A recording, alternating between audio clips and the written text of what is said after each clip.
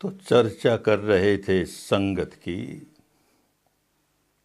संगत सज्जन की भली और दुर्जन की संगत बुरी।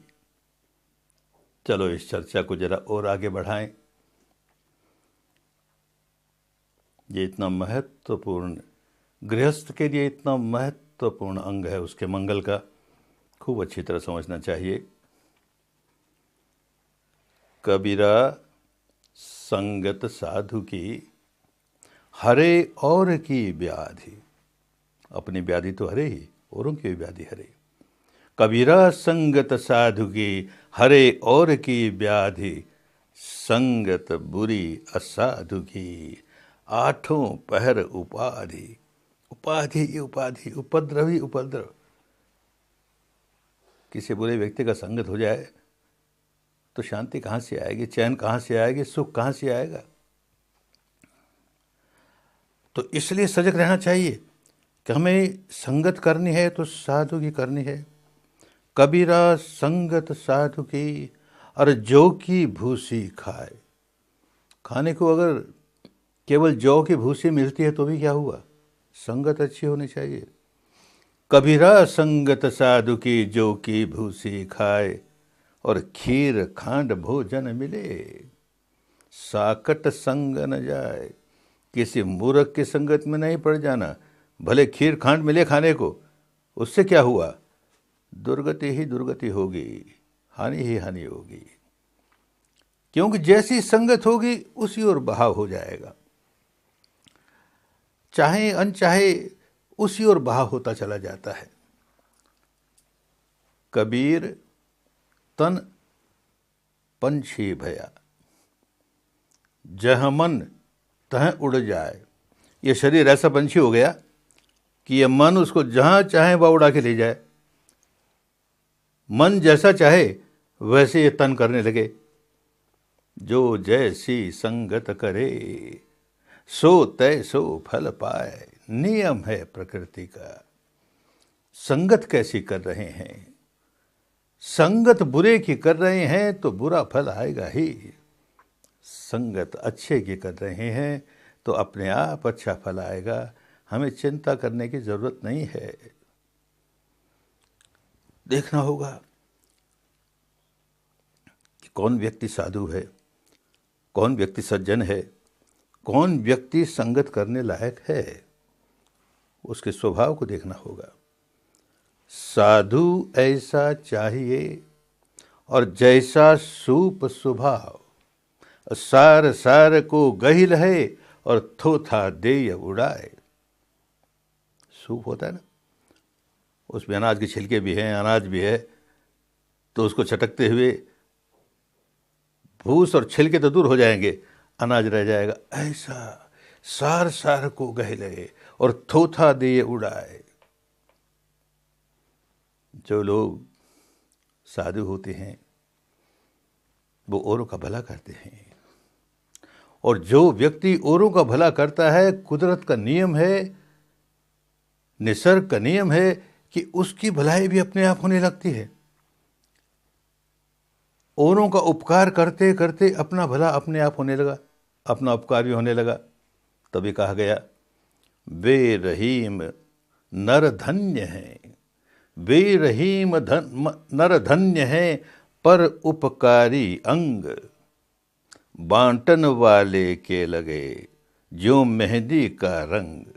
मेहंदी बांटता है, औरों के भले के लिए बांटता है, लेकिन उसका हाथ भी रंगीन होने लगा मेहंदी से, तो अपना भला साथ साथ होने लगता है। जैसे हम किसी दूसरे का भला करते हैं, प्रकृति के नियम को फिर समझें, बार बार समझें।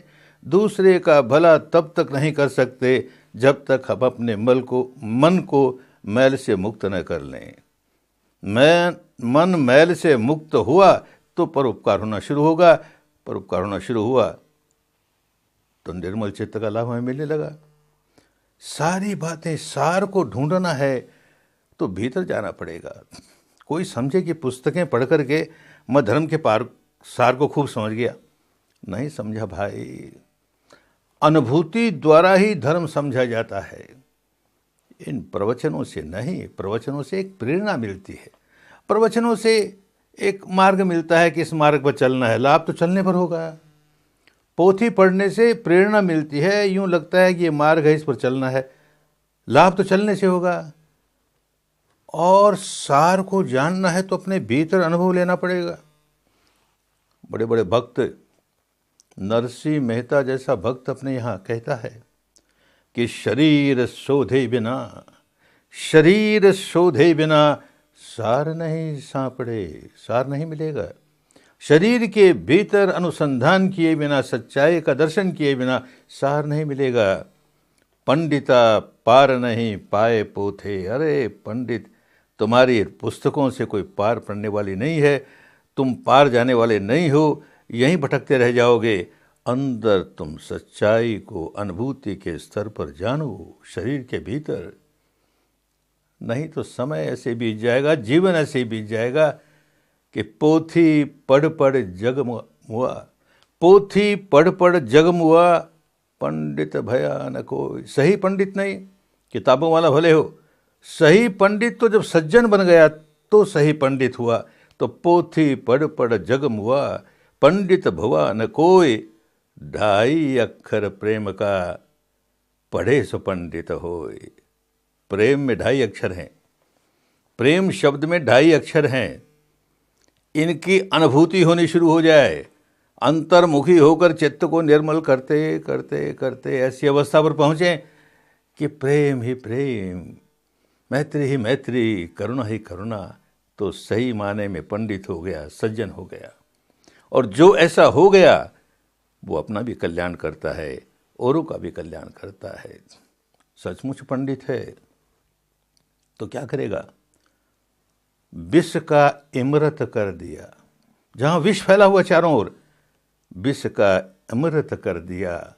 और पावक का पानी, आग लगी है, जगह जगह आग लगी है, तो उसको पानी करता है, आग बुझाता है। सही ज्ञानी होगा तो यही करेगा। बांका सूधा कर दिया। जो बात बड़ी टेढ़ी रास्ते चली गई उसको सीधा कर दिया। बांका सूधा कर दिया, सोई साध ज्ञानी। वही ज्ञानी है। केवल पुस्तकों को पढ़कर कोई समझे कि मैं ज्ञानी हो गया तो धोखे में है, औरों को भी धोखे में डालना चाहता है।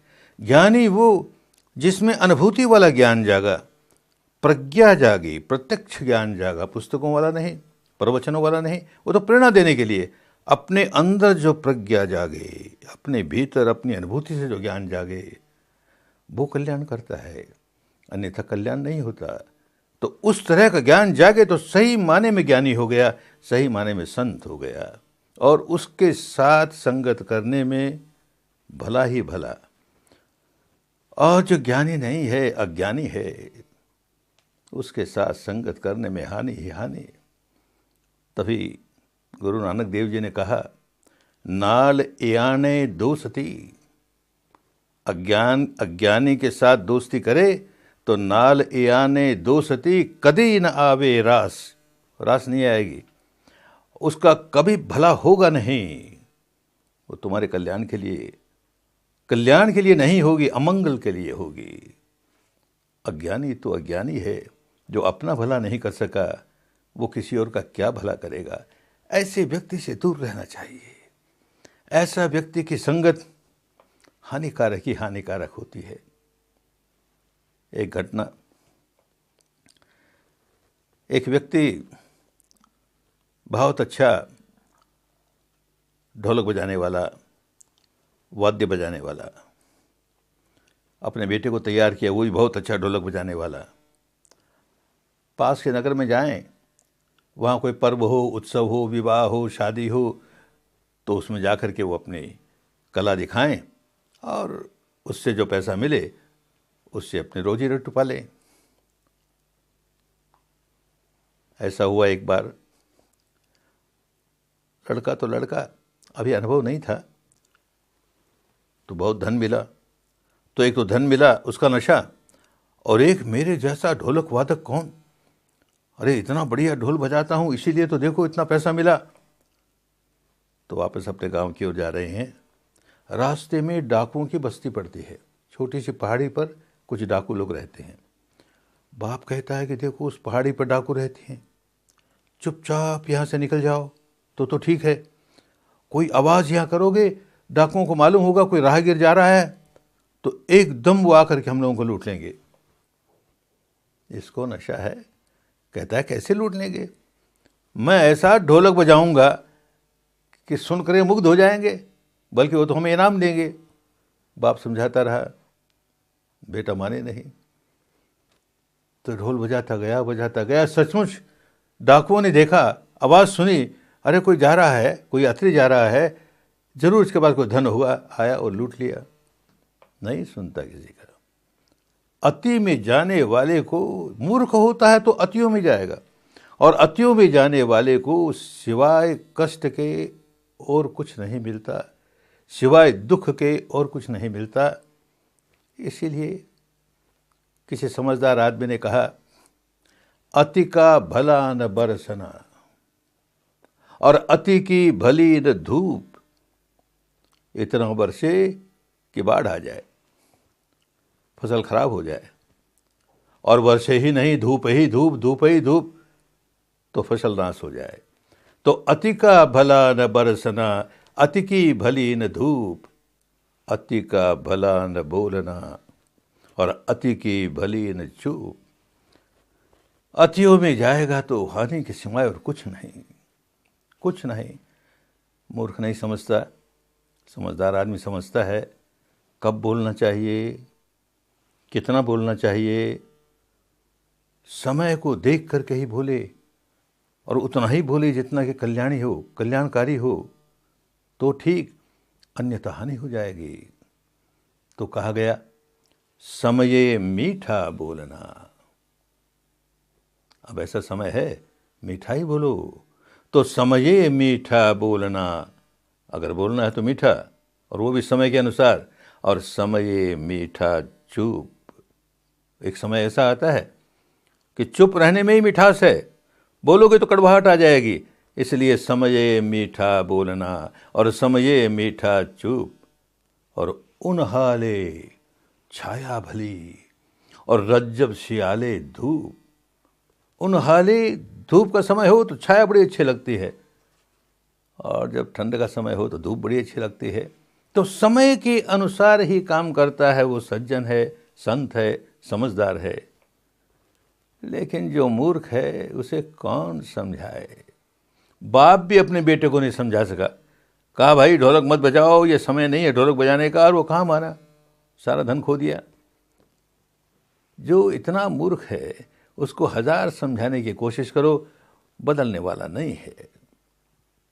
तभी संतों ने कहा, नीमन मीठो